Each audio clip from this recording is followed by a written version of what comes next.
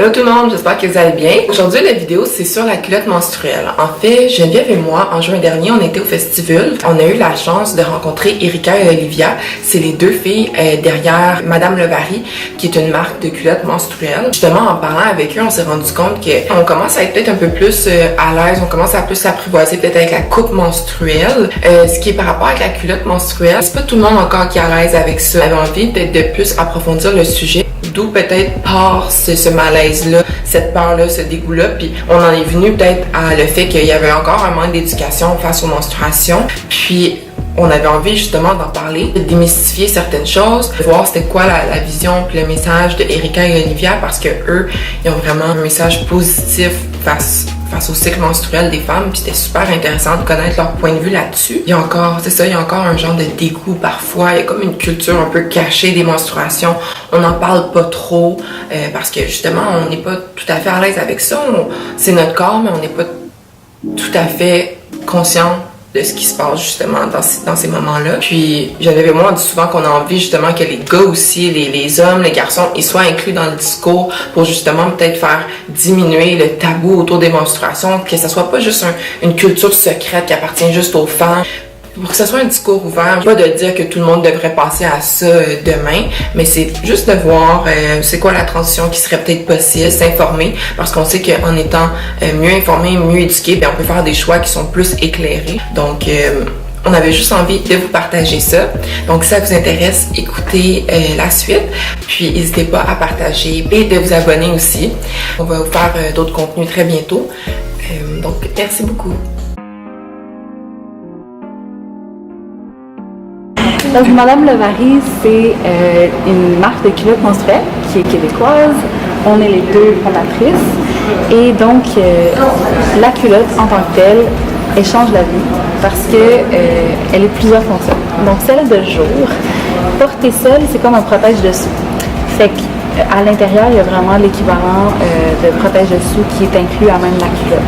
Et ça, ce que ça veut dire concrètement, c'est que pour des journées de flux léger, par exemple, moi, vers la fin de mon cycle, je peux porter cette culotte-là telle qu'elle, sans rien d'autre, et ça va absorber exactement ce que ça va absorber pendant toute la journée. Donc, le soir, je la lave et elle est bonne pour le lendemain. Même culotte-là, dans des journées de flux plus abondants, elle vient avec des petites pochettes.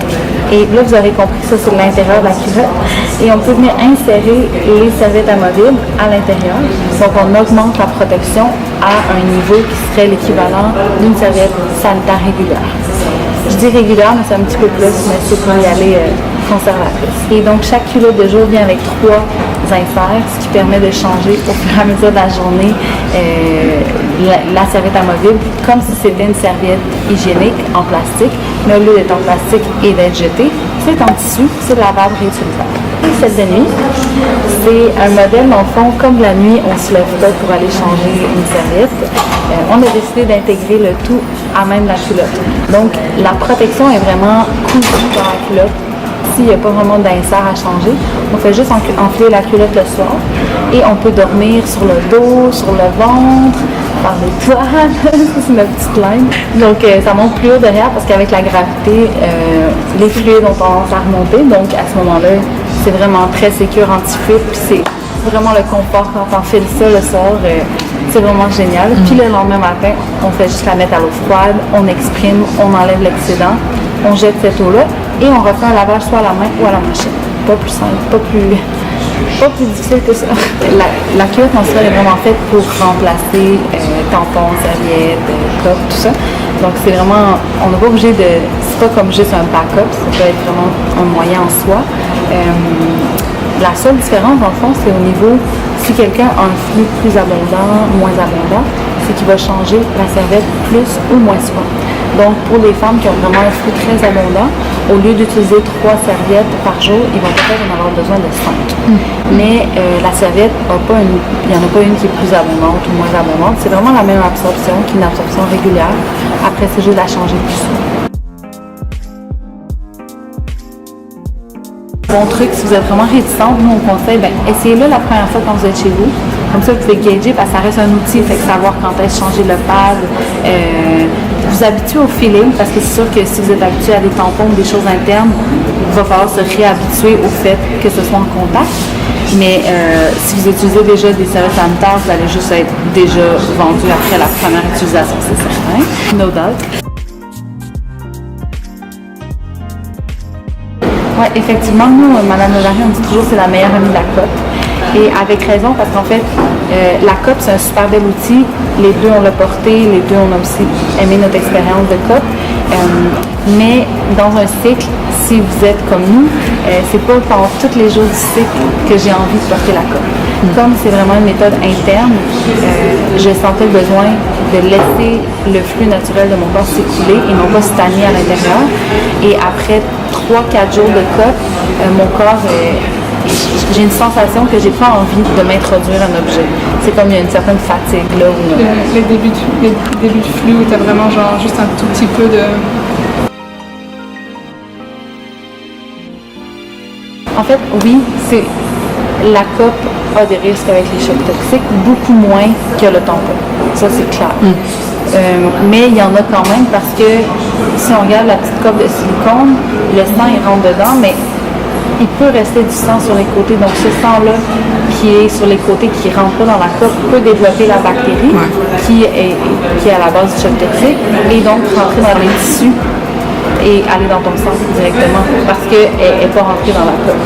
Donc oui, il y a des risques de choc toxique, mais beaucoup moins que le tampon qui est tout en contact avec ta muqueuse.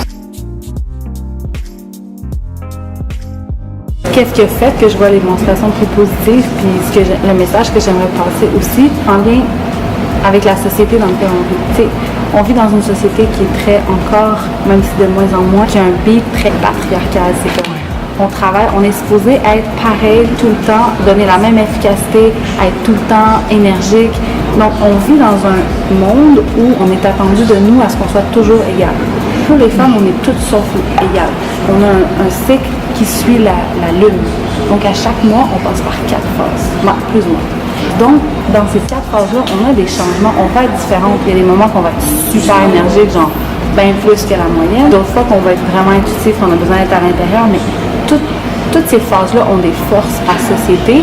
Il y en a juste une de nos 4 qui fit. Fait que là, on dit, OK, pendant qu'on est dans cette phase-là, ça fit, fait que ça va bien. Mais après ça, tu as 3 autres phases où tu sens que c'est négatif parce que ça ne fit pas avec le monde qu'on te dit qu'il faudrait que tu vives dedans.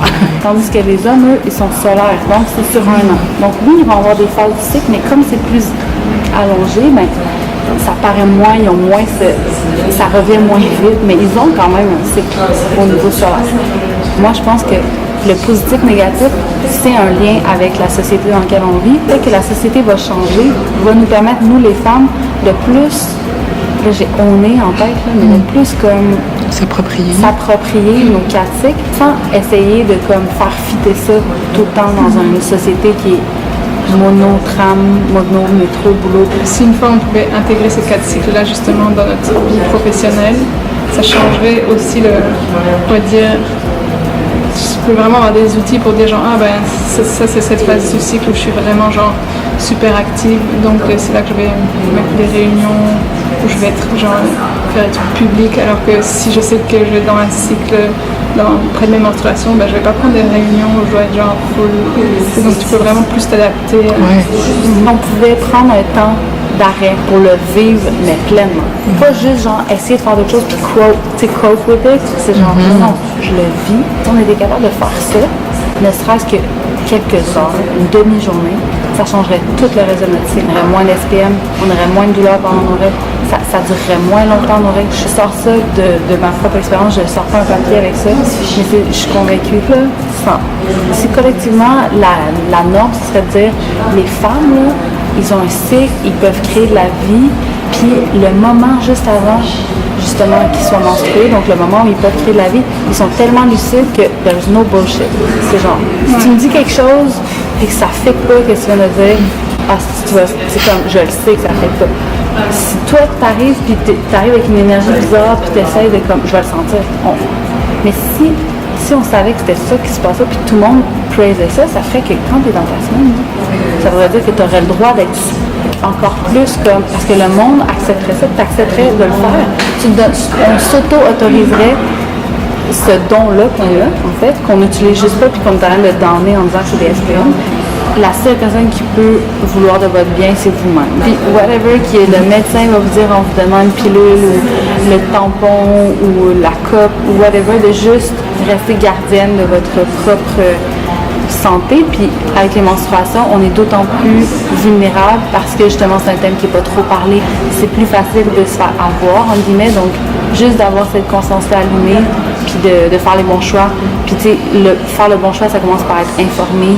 Puis c'est ça qu'on veut faire avec Madame Levary. Puis c'est pour ça qu'on est ici. Oui.